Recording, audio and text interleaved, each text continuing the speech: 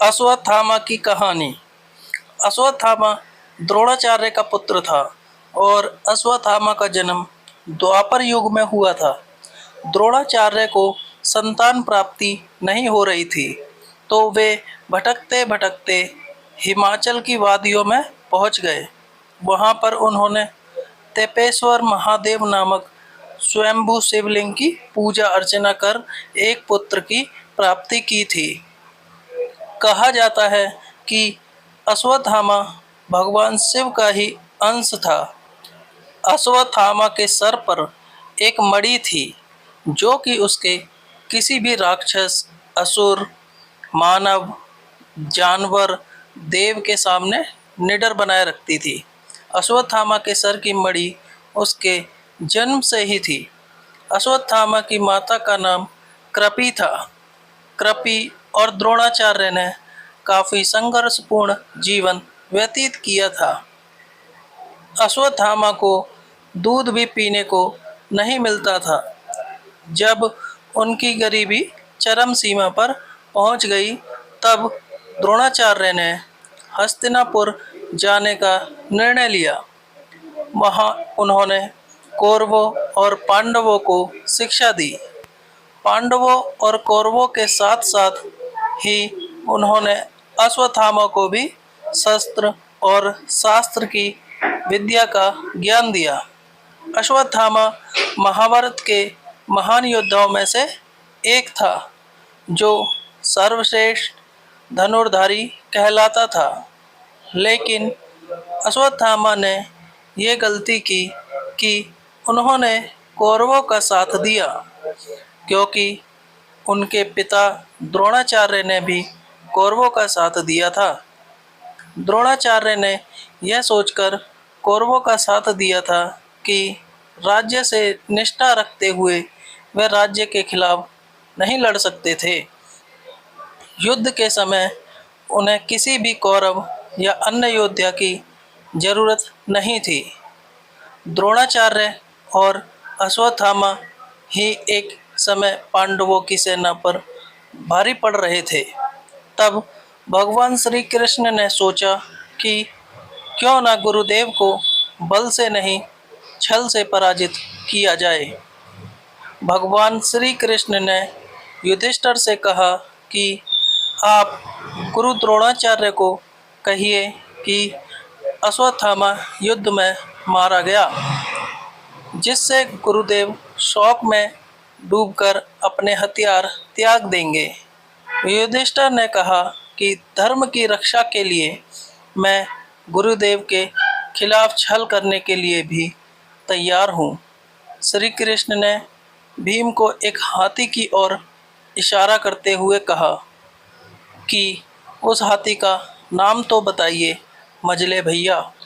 भीम श्री कृष्ण की युक्ति समझ गए और उस हाथी को मारकर गुरु द्रोणाचार्य के सामने चले गए और कहने लगे कि गुरुवर, मैंने अश्वत्थामा को मार डाला।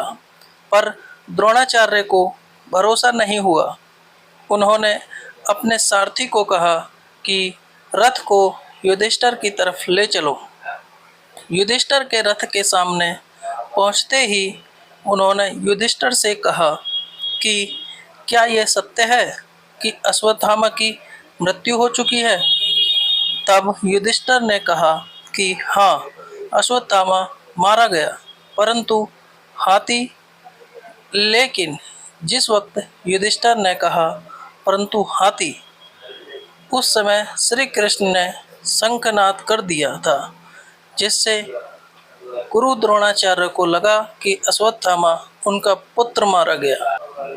इस तरह युधिष्ठिर के मुंह से झूठ नहीं निकला। ये बात धर्मराज युधिष्ठिर के मुंह से सुनने के बाद द्रोणाचार्य शोक में डूबकर अपने शस्त्र जमीन पर डाल दिए और शोक मनाने लगे। शोक में डूबे हुए द्रोणाचार्य को निहत्था पाकर द्रौपदी के भाई धृष्टद्युम्न ने उनका सर धड़ से अलग कर दिया। पिता की मौत से अश्वत्थामा बहुत गुस्से में था। उसे पांडवों पर बहुत गुस्सा आ रहा था। उसने महाभारत के युद्ध के बाद ठान लिया कि वो पांचों पांडवों को मार डालेगा। वो पांडवों के शिविर तक गया और द्रौपदी के बेटों को पांडव समझकर मार दिया।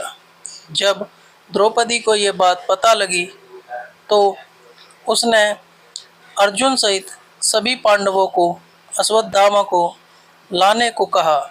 अर्जुन ने सौगंध खाई थी कि वो अश्वत्थामा को द्रौपदी के सामने ले जाकर उसे दंड देगा। सभी पांडव श्री कृष्ण के साथ अश्वत्थामा को लेने गए। वहाँ पर अश्वत्थामा से छोटा सा युद्ध हुआ, जिसमें अश्वत्थामा ने सभी पांडवों को मारने के लिए ब्रह्मशिर अस्त्र का प्रयोग किया। उसी समय अर्जुन ने भी ब्रह्मशिर अस्त्र चला दिया। ऋषि मुनियों के समझाने के बाद अर्जुन ने तो अपना ब्रह्मशिर अस्त्र वापस ले लिया, लेकिन अश्वत्थामा को ब्रह्मशिर अस्त्र वापस लेना नहीं आता था। तो उसने ब्रह्मशिर अस्त्र अभिमन्यु की विधवा पत्नी उत्तरा की कोख में पल रहे बच्चे को मारने के लिए चला दिया। उससे भगवान श्री कृष्ण ने उस बच्चे व उत्तरा की अपने सुदर्शन से जान बचाई। उसके बाद भगवान श्री कृष्ण ने उसे श्राप दिया कि वो हजारों सालों तक बेसहारा बनकर घूमेगा। उसे कोई भोजन नहीं देगा और उसके सर से वो मणि भी ले ली थी। वीडियो अगर पसंद आया हो तो वीडियो को लाइक और चैनल को सब्सक्राइब करें। धन्यवाद।